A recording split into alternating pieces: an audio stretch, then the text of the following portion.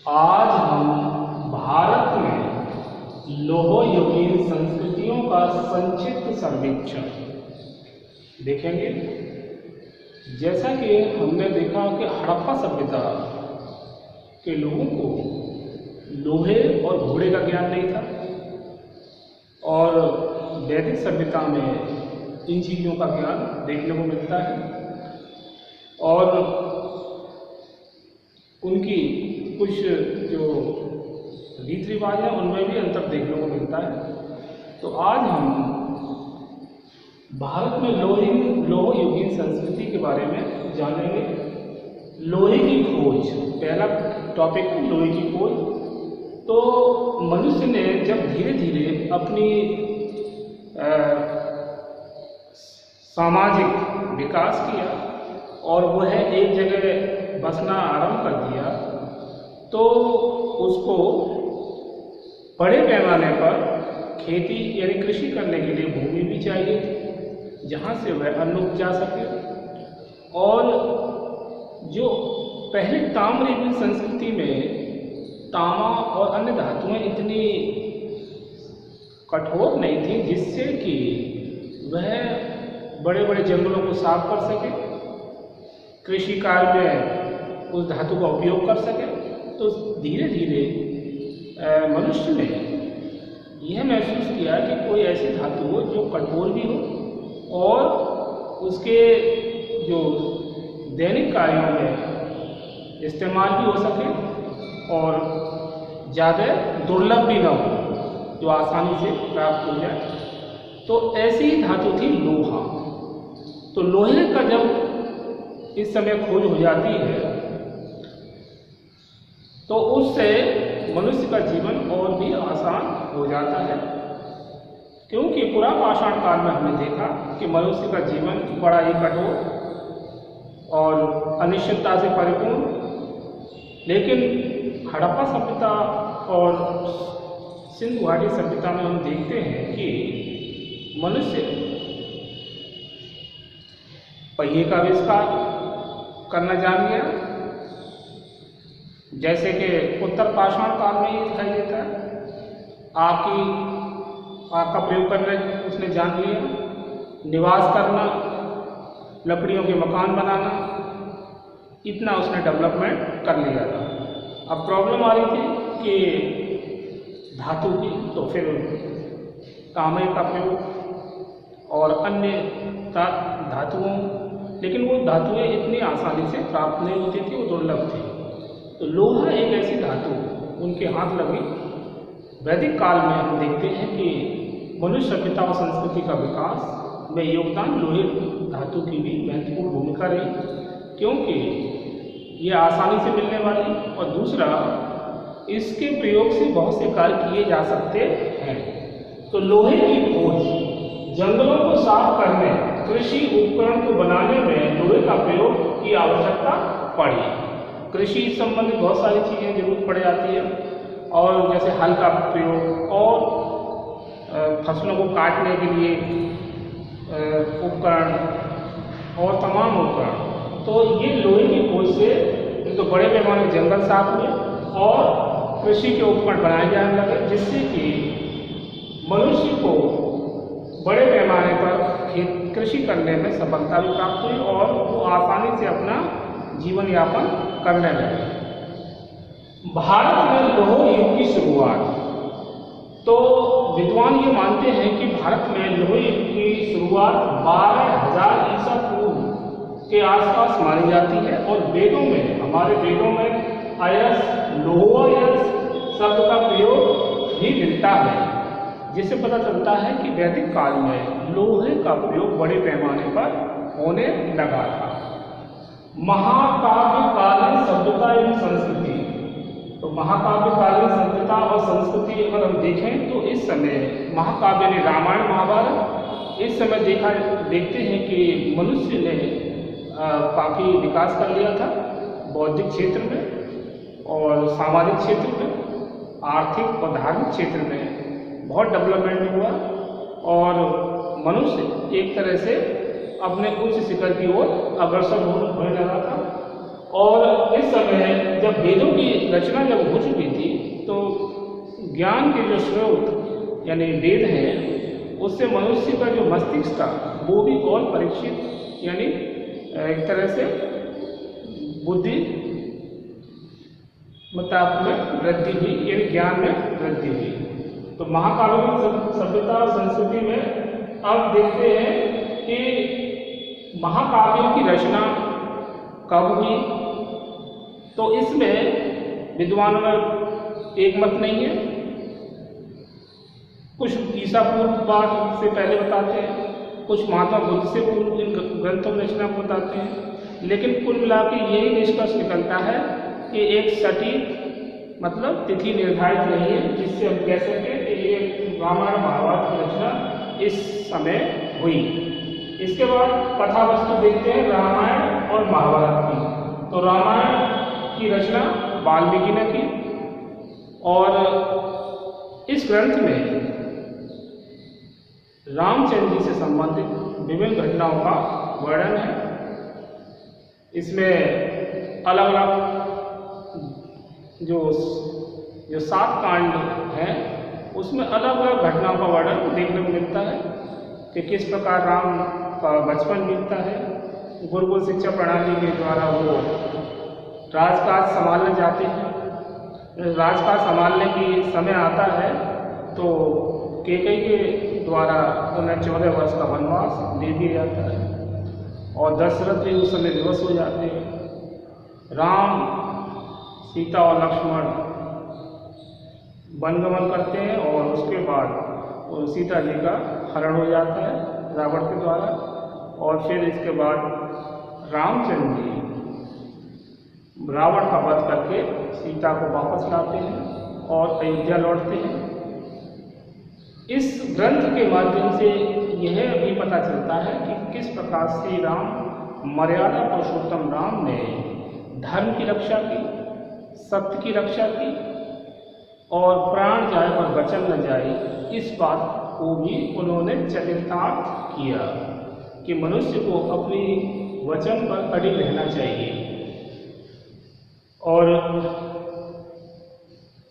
श्री रामचंद्र जी ने स्वयं कष्ट झेले लेकिन मर्यादा को नहीं तोड़ा और सत्य की रक्षा की।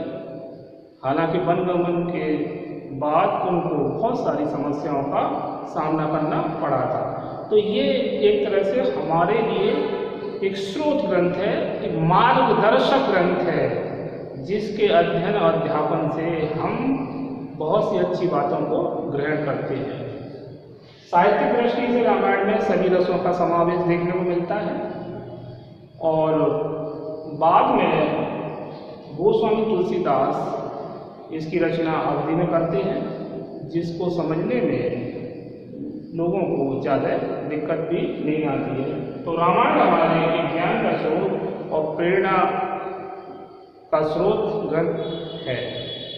इसके बाद महाभारत की रचना जो है वेद व्यास जी ने की और महाभारत में कौरवों और पांडवों के बीच चल रहे आंतरिक कलह को दिखाया गया है। किस प्रकार पांडु की मृत्यु हो जाती है और धृतराष्ट्र गद्दी पे आसीन हो जाते हैं। फिर उनका पुत्र दुर्योधन इस बात की हट करता है कि राजा का बेटा राजा, और वह पांडवों ध्रुव क्रीड़ा में पांडव हार जाते हैं और वो वन को गमन करते हैं और इस प्रकार उनको भी कष्ट उठाना पड़ता है। और बाद में कुछ हल न निकलने के बाद महाभारत का युद्ध होता है जिसमें श्री कृष्ण की महत्वपूर्ण भूमिका रही और श्री कृष्ण ने सत्य की रक्षा के लिए सारथी के रूप में जाना स्वीकार किया और सत्य की रक्षा करने के लिए उन्होंने पांडवों का सहयोग दिया। तो महाभारत भी एक तरह से ज्ञान का स्रोत, प्रेरणा का स्रोत और सत्य और मर्यादा की रक्षा करने वाला ग्रंथ माना जा सकता है। तो ये रामायण महाभारत एक तरह से भारतीय संस्कृति सभ्यता के प्रमुख स्रोत हैं। इसके बाद राजनीतिक व्यवस्था राजनीतिक व्यवस्था में हम देखें लौहिक संस्कृति में, तो भारत प्रारंभ में मनुष्य धर्म अनुसार आचरण करते थे। धर्म के अनुसार आचरण करते मतलब जो धर्म में अच्छी बातें दी गई है, सत्य, अहिंसा, आस्तेय, अपरिग्रह, ब्रह्मचर्य, इसी का पालन करते थे। मतलब क्योंकि उस समय उनकी प्रेरणा के स्रोत भी ऐसे थे। जैसे रामायण काल में श्री रामचंद्र जी का जीवन, कृष्ण के उपदेश, तो ये मनुष्य ज़्यादा भ्रष्ट और अवसरवादी नहीं था और मनुष्य धर्म का आचरण करता था। तो मतलब जैसे युग का प्रभाव होता है, ये कलयुग में कलयुग का प्रभाव, सतयुग, द्वापर, त्रेता, कलयुग, तो युग का प्रभाव भी होता है। तो उस समय राम के समय और कृष्ण के समय इतनी मतलब मनुष्य का नैतिक बल नहीं गिरा हुआ था। उस समय मनुष्य ज़्यादा धर्म का आचरण करते हुए अपना जीवन यापन कर रहा था। राज्य की उत्पत्ति महाभारत में देवी सिद्धांत की झलक देखने को मिलती है। मतलब महाकाव्य काल में राज्य का जो आधार है, मतलब उसमें शासन ही सर्वोपरि था, दैवी सिद्धांत का आया था, यानी राजा ईश्वर का अवतार है, उसकी आज्ञाओं का पालन करना ही मनुष्य का कर्तव्य है। लेकिन राजा भी उस समय हमें देखने ऐसे मिलते हैं कि जो धर्म का आचरण करते हुए, नैतिकता का पालन करते हुए प्रजा को संदेश देते थे और अपने को कष्ट में डालकर प्रजा के हित को ध्यान में रखते थे। तो राज्य की उत्पत्ति में देवी सिद्धांत की झलक हमें महाभारत काल में देखने मिलती है कि राजा ही सर्वोपरि है, पर निरंकुश राजा नहीं, मतलब राजा जो है निरंकुश नहीं है। फिर राजा, इस युग में राजा की स्थिति काफी सुदृढ़ हो गई थी। राजा की प्रतिष्ठा देवता के समान थी, मतलब राजा जो होता था वह देवता के समान माना जाता था और राजा की आज्ञा ही सबसे बड़ी आज्ञा होती थी। जैसे कि जब दशरथ ने श्री रामचंद्र जी को वन जाने के लिए आदेश दिया, तो श्री रामचंद्र जी ने अपने पिता राजा की आज्ञा का पालन करते हुए वन जाने के लिए बिल्कुल खुशी खुशी तैयार हो गए। और बाद में दशरथ ने उनको मना भी किया, तो राम ने यही कहा कि रघुकुल रीत सदा चली आई, प्राण जाए पर वचन न जाए। तो इसी बात से अंदाजा लगता है कि राजा के प्रति कितनी निष्ठा, आदर भाव प्रजा में था। मंत्रिपरिषद राजा को शासन कार्यों में सहायता देती थी। ये मंत्रिपरिषद का काम ये था कि जैसे राजा को विभिन्न प्रकार के कार्यों को देखना पड़ता था, तो उसको विभिन्न प्रकार की समस्याओं का सामना भी करना पड़ता था। तो राजा को एक ऐसी परिषद की आवश्यकता थी जो उसको सहायता दे सके। जैसे हमने सभा समिति के बारे में जाना कि राजा अकेले शासन को नहीं चला सकता, उसको विभिन्न प्रकार की कठिनाइयों का सामना करना पड़ता है। तो ऐसे समय में लौहिक संस्कृति में हम देखते हैं कि मंत्रिपरिषद राजा को शासन कार्यों में सहायता देती थी। अन्य पदाधिकारी, इस समय और जो पदाधिकारी थे जो राजा को शासन कार्यों संचालन में सहयोग देते थे, जैसे कि पुरोहित, युवराज, सेनापति, दंडपाल, दुर्गपाल, अटवीपालक मुख्य थे। चतुरंगिणी सेना इस समय थी, तो और पैदल सेना भी होती थी, अश्वारोही, रथारोही सेना भी होती थी। और इस प्रकार अन्य पदाधिकारी जो थे वो राजा को अपनी अपनी सेवाएं देते थे और राजकाज में सहयोग करते थे। इसके बाद गणराज्य ने अपनी सुरक्षा के लिए अपना एक संघ बना लिया था। गणराज्य ने अपनी सुरक्षा के लिए अपना एक संघ बना लिया था। गणराज्य काफी छोटे होते थे, मतलब अपना एक संघ होता था, ये आकार में छोटे होते थे, लेकिन शासन की दृष्टि से गणराज्यों का अपना विशेष महत्व था। सामाजिक जीवन देखते हैं तो वर्ण व्यवस्था में समाज जो था वो 4 वर्गों में विभाजित था, ब्राह्मण, क्षत्रिय, वैश्य और चतुर्थ वर्ग। ब्राह्मण का काम ये था कि पठन पाठन, अध्ययन, अध्यापन और धार्मिक अनुष्ठान कार्य को कराना। क्षत्रियों का काम था शत्रुओं से राज्य की रक्षा करना और इसके अतिरिक्त वैश्य वर्ग का काम था व्यापार और वाणिज्य को देखना, और चतुर्थ वर्ग का कार्य था अन्य वर्गों की सेवा करना। और वेदों में भी ये बताया गया है कि मस्तिष्क से उत्पत्ति ब्राह्मणों की हुई है, भुजाओं से क्षत्रियों की, जंघा से वैश्यों की और पैरों से चतुर्थ वर्ग की। हालांकि वर्तमान में हम देखें तो ये एक कंट्रोवर्सी लगती है, क्योंकि पश्चिमी जो विचारक हैं वो मनुष्य को एक ही मानते हैं और मनुष्य सभी सब बराबर। लेकिन प्राचीन काल या वैदिक काल में इस प्रकार से वर्ण व्यवस्था से के अंतर्गत 4 वर्गों में समाज विभाजित था, जिसके कारण बाद में इसमें काफ़ी संकीर्णता आ जाती है और भारतीय समाज में बहुत सारी कुरीतियाँ, अंधविश्वास व्याप्त हो जाते हैं और इसी की आलोचना बाद में होने लगती है। तो वर्तमान में ऐसी स्थिति नहीं है, अब सारे वर्णों को समान अवसर प्राप्त हो रहा है। इसके बाद है आश्रम व्यवस्था। आश्रम व्यवस्था में मनुष्य का जीवन वेदों में 4 भागों में बांटा गया है कि मनुष्य की आयु, औसत आयु 100 वर्ष, तो 100 वर्ष 25, 25, 25 और 25। तो ब्रह्मचर्य का पालन करने के लिए उसे 1 से लेकर 25 वर्ष उसके लिए निर्धारित की गई है और इसी समय वह अध्ययन अध्यापन करे, गुरु के आश्रम में जाकर शिक्षा प्राप्त करे और ज्ञान प्राप्त करे। उस ज्ञान का उपयोग दूसरों को ज्ञान देने में भी उपयोग करे, तो वह ऋषि ऋण से मुक्त हो सकता है। और गृहस्थ आश्रम के लिए 25 वर्ष के बाद 50 वर्ष तक वह गृहस्थ जीवन जिए, संतानोत्पत्ति करे, गृहस्थ की विभिन्न क्रियाकलापों को करे, क्योंकि गृहस्थ जीवन भी अत्यंत आवश्यक बताया गया। और संन्यास और वानप्रस्थ इनके लिए भी 50 से 75 और 75 से 100।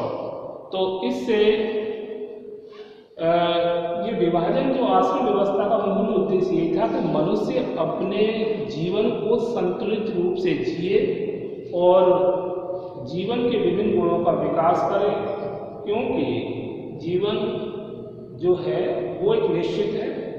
मनुष्य अपने पथ से न भटके और एक टाइम पीरियड जो दिया गया है उसमें उन अपने जो उसको कर्तव्य है उनको पूरा करे।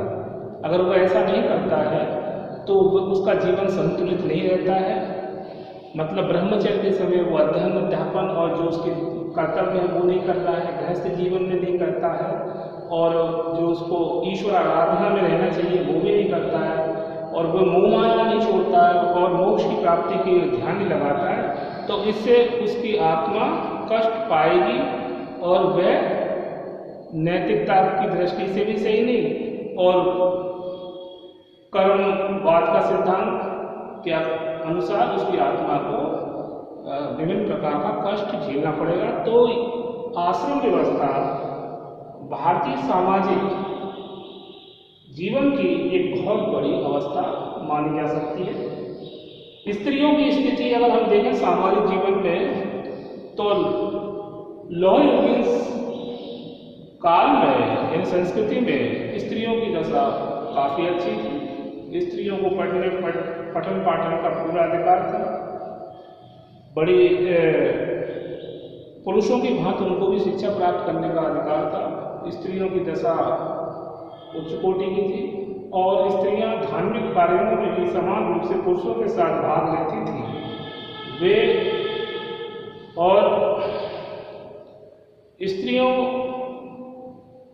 मतलब बालिका के पैदा होने पर अशुभ नहीं माना जाता था, लेकिन ये भी देखने को मिलता है कि यहाँ से धीरे धीरे स्त्रियों की दशा में गिरावट आना प्रारंभ हो जाती है और स्त्रियों का जो गरिमा थी वो धीरे धीरे गिरने लगती है। मतलब स्त्री, जैसे कि हमने देखा महाभारत काल में जिसका कोई दोष नहीं, लेकिन फिर भी उसे अपमान सहना पड़ता है। और रामायण काल में सीता का भी कोई दोष नहीं, लेकिन सीता को भी समाज के आगे एक तरह से शर्मिंदगी महसूस करनी पड़ती है और वो धरती में समा जाती है। और राम और सीता ने अपने कर्तव्यों का ही पालन किया, समाज की गति को ठीक बनाए रखने के लिए अपने जीवन को भी अर्पण किया। और इससे ये पता चलता है कि समाज में जो व्यवस्थाएं थी वो उसके आगे या तो आप अपनी मर्यादा को बनाए रखें या समाज के आगे झुक जाएं। तो ये नहीं हम कह सकते कि समाज पूर्ण रूप से सही था, लेकिन ये बात सही है कि धीरे धीरे स्त्री को हे की दृष्टि से देखा जाने लगा था। और उस समय तो स्वयं विष्णु का अवतार श्री रामचंद्र जी और कृष्ण और राम विष्णु के अवतार थे, भगवान थे। तो उन्होंने अपने जीवन के सुख को त्याग कर विभिन्न प्रकार के कष्टों को सहा और मर्यादा को बनाए रखा। लेकिन जनसाधारण के लिए इतना आसान नहीं, क्योंकि जनसाधारण तो अपने मार्ग से विचलित हो जाता है। तो यहाँ पर स्त्रियों की दशा में इस समय स्त्रियों की स्थिति तो अच्छी थी, लेकिन स्त्रियों की दशा धीरे धीरे गिरने लगी थी। तो सामाजिक जीवन, लौकिक संस्कृतियों में स्त्रियों की स्थिति, विवाह प्रणाली, इस समय विवाह प्रणाली में हम देखते हैं 8 प्रकार के विवाह प्रचलित थे। ब्रह्म विवाह, नंबर 2 देव विवाह, नंबर 3 आर्ष विवाह, नंबर 4 प्रजापत्य विवाह, और नंबर 5 गांधार विवाह, और नंबर 6 आसुर विवाह, और नंबर 7 राक्षस विवाह, और नंबर 8 पेशाच विवाह। तो ये 8 प्रकार के विवाह इस समय प्रचलित थे। तो ब्रह्म विवाह, देव विवाह, आर्ष विवाह, प्रजापत्य विवाह, गांधार विवाह, आसुर विवाह और राक्षस विवाह, पेशाच विवाह। इसके बाद है खान पान और वेशभूषा। तो इस समय के लोगों का खान पान शाकाहारी मांसाहारी दोनों प्रकार का था। ये शाकाहारी भोजन में विभिन्न प्रकार के अनाज, दूध, दही, फल आदि का सेवन करते थे, और मांसाहारी भोजन में विभिन्न प्रकार के जानवरों का मांस, मच्छी, मछली और अंडों का प्रयोग किया जाता था। लेकिन ज़्यादातर लोग शाकाहारी भोजन करते थे। और वेशभूषा में अगर हम देखें तो वेशभूषा इनकी वर्ग के अनुसार थी। कुछ कोटि की वेशभूषा धनाढ़ी लोग पहनते थे और जनसाधारण लोग धोती नुमा वस्त्र पहनते थे। स्त्रियां धोती और शाल भी धारण करती थी और स्त्री पुरुष दोनों ही लंबे बाल रखते थे। कानों में ये कुंडल भी पहनते थे और स्त्रियां आभूषणों में बाजूबंद, भुजबंद, करदनी, कर्णफूल और पायजेब, अंगूठी, टीका ये भी धारण करती थी। तो इस प्रकार वेशभूषा और खान पान को हमने देखा। आर्थिक जीवन में कृषि, तो कृषि में खरीफ और रबी और जायद की फसलें उगाई जाती थी और कृषि कार्य को करने में लोहे का प्रयोग बड़े पैमाने पर होने लगा था। हलों के द्वारा खेत जोते जाते थे और सिंचाई के लिए कुओं और नहरों और वर्षा के द्वारा सिंचाई होती थी। और मनुष्य इतना अपना अन्न उपजा लेता था जिससे कि उसका जीवन यापन उसको आसानी से वह कर सके। किसान से उपज का 1/10 भाग से 1/6 भाग कर के रूप में वसूला जाता था। किसान से उपज का 1/10 भाग से 1/6 भाग कर के रूप में वसूला जाता था। तो ये आय का एक स्रोत भी था, राजा का आय का स्रोत, क्योंकि उस समय भूमिगत व्यवस्था से ही राज्य की आय होती थी। पशुपालन, पशुओं को बड़े पैमाने पर पाला जाता था, क्योंकि पशुओं से ही विभिन्न प्रकार के कार्य होते थे और पशुओं से दूध भी प्राप्त होता था, ऊन भी प्राप्त होती थी, चमड़ा भी प्राप्त होता था और पशु कृषि कार्य में भी प्रयोग किए जाते थे, जैसे ऊन, बैल, हाथी और पालतू जानवर भी पाले जाते हैं, जैसे कुत्ता का भी उल्लेख आता है, और पक्षी भी पालते थे, मोर, तोता आदि। पशुओं की सुरक्षा के लिए राज्य की तरफ से, मतलब पशुओं की सुरक्षा के लिए राज्य की तरफ से अधिकारी नियुक्त किया जाता है, जिसे गोपाध्यक्ष कहते थे। क्या कहते थे? गोपाध्यक्ष। मतलब पशुओं की सुरक्षा के लिए राज्य की तरफ से अधिकारी नियुक्त किया जाता है, जिसे गोपाध्यक्ष कहते थे। उद्योग धंधे जो उस समय प्रचलित थे, उसमें लोहार जो होता था वो लोहे का सामान से, लोहे से विभिन्न प्रकार की मतलब उपकरण बनाता था, और कुम्हार जो था वो मिट्टी के बर्तन बनाने का काम करता था, जिसका प्रयोग विभिन्न प्रकार के कार्यों में होता था, जैसे भोजन करना और सामग्री को इकट्ठा करने के लिए।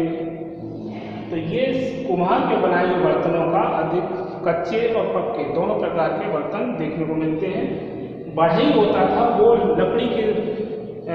लकड़ी से विभिन्न प्रकार के सामान बनाता था, जो मनुष्य के जीवन में अपनी महत्वपूर्ण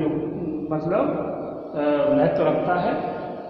इसके बाद जुलाहा, ये कपड़े बुनने का काम करता था, विभिन्न प्रकार के वस्त्र, सूती, ऊनी, रेशमी, इस प्रकार के वस्त्र और कीमती वस्त्र भी होते थे, जिसमें सोने की कारीगरी भी देखने को मिलती थी। उच्च धनाढ़ वर्ग के लोग कीमती वस्त्र पहनते थे। चर्म उद्योग का, जिससे कि चमड़े से बहुत सारी चीज़ें बनाई जाती थी और चमड़े का मनुष्य अपने जीवन में प्रयोग करने लगे थे, जैसे कि जूते उनके जो होते थे, और चमड़े की रस्सियाँ विभिन्न चीज़ों को बांधने में काम आती थी। तो चमड़ा उद्योग उस समय अच्छी अवस्था में था। मणि का और रथ का, मणि यानी आभूषण का, मणि मतलब मोती और आभूषणों में ये उद्योग उस समय काफ़ी उच्च अवस्था में था। और रथ भी बड़े पैमाने पर बनाए जाते थे, क्योंकि उस समय युद्ध में रथों का भी अधिक उपयोग होता था। तो रथों को बनाने के लिए लोहे का, लकड़ी का, चमड़े का उपयोग होता था। इसके बाद व्यापार एवं वाणिज्य, व्यापार और वाणिज्य में उच्च अवस्था में था। स्थल मार्ग, जल मार्ग से व्यापार होता था। खाद्य वस्तुएं, कीमती धातुएं और अन्य प्रकार के मनुष्य के उपयोग वस्तुओं का व्यापार होता था। और विभिन्न प्रकार के जानवरों का भी आयात निर्यात किया जाता था, जैसे घोड़ा। और व्यापार के माध्यम से राज्य को भी आमदनी होती थी। इसके बाद धार्मिक जीवन में देखते हैं भगवत गीता। यह महाभारत के भीष्म पर्व का अंश है। इसमें 18 अध्याय हैं। यह महाभारत के भीष्म पर्व का अंश है। इसमें 18 अध्याय हैं। गीता में भक्ति योग, कर्म योग, ज्ञान योग द्वारा मोक्ष प्राप्ति पर बल दिया गया है। मतलब भगवत गीता में यह महाभारत के भीष्म पर्व का अंश है। इसमें 18 अध्याय है और गीता में भक्ति योग, कर्म योग, ज्ञान योग द्वारा मोक्ष प्राप्ति पर बल दिया गया है। और गीता में श्री कृष्ण ने उपदेश दिया है कि मनुष्य को कर्म करते रहना चाहिए, फल की इच्छा नहीं करनी चाहिए, और आत्मा अमर है, न मरती है, उसका कोई अंत नहीं होता है, वह अमर अजर है। और महाभारत के युद्ध के दौरान श्री कृष्ण ने अर्जुन को यही उपदेश दिया था कि वो अपने पारिवारिक मोह माया से निकलकर धर्म की रक्षा करते हुए युद्ध करे, क्योंकि जो भी उसके पारिवारिक जो लोग थे वो असत्य के पाले में खड़े हुए थे। तो सत्य की रक्षा करने के लिए कृष्ण ने अर्जुन को अपना धनुष उठाकर युद्ध करने के लिए संदेश देते हैं, जिसे गीता उपदेश के नाम से भी जाना जाता है। तो शिक्षा इस समय गुरुकुल परंपरा कायम थी। इस समय क्या कायम थी? गुरुकुल प्रणाली, क्योंकि जो छात्र थे वो गुरु के आश्रम में रहते ही अध्ययन अध्यापन करते थे, मौखिक शिक्षा ज़्यादा दी जाती थी और गुरु के आश्रम में रहकर ब्रह्मचर्य का भी पालन करते हुए 25 वर्ष तक वे अध्ययन अध्यापन करते थे और शिक्षा प्राप्त करने के बाद वे वापस लौट आते थे और गुरु के जो भी जरूरतों की चीज़ें थी उनको उनके पास उनके अभिभावक भिजवा देते थे। श्री राम ने भी ऐसे ही शिक्षा प्राप्त की और वो एक शिक्षा प्राप्त करने के बाद वो जब वापस लौट आते अयोध्या तो वो राजकाज को संभालने के लिए भी तैयार हो जाते हैं।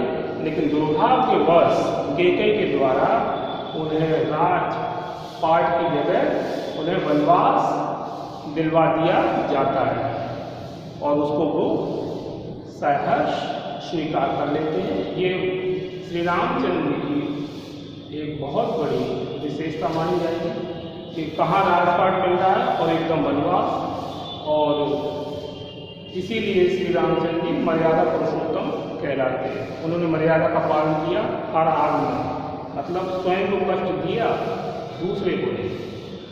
तो इसके बाद देखते हैं देवी देवता। तो इस समय ब्रह्मा विष्णु और महेश ये तीनों ही विशेष प्रतिष्ठा इनकी थी। इसके अतिरिक्त गणेश, पार्वती, लक्ष्मी, दुर्गा ने विशेष स्थान इस समय ले लिया था और भी इस समय देवी देवताओं की पूजा पद्धति काफ़ी प्रचलित थी और मनुष्य धार्मिक जीवन जीते हुए अपना जीवन का निर्वाह कर रहा था। तो आज हमने देखा भारत में लौह युगीन संस्कृतियों का संक्षिप्त सर्वेक्षण में लोहे की खोज, भारत में लौह युग की शुरुआत, महाकाव्यकालीन सभ्यता की संस्कृति, रचनाकाल, कथावस्तु, रामायण महाभारत, राजनीतिक व्यवस्था, राज्य की उत्पत्ति, राजा, मंत्रिपरिषद, अन्य पदाधिकारी, गणराज्य, सामाजिक जीवन में वर्ण व्यवस्था, आश्रम व्यवस्था, स्त्रियों की स्थिति, विवाह प्रणाली में ब्राह्मण विवाह, देव विवाह, आर्ष विवाह, प्रजापति विवाह, गांधर्व विवाह, असुर विवाह, राक्षस विवाह, पैशाच विवाह, खान पान, वेशभूषा, आर्थिक जीवन में कृषि, पशुपालन, उद्योग धंधे, व्यापारिक वाणिज्य और धार्मिक जीवन में भगवत गीता, शिक्षा और देवी देवता। तो आज इस वीडियो में इतना ही। इसके आगे हम नेक्स्ट वीडियो समझेंगे। ओके।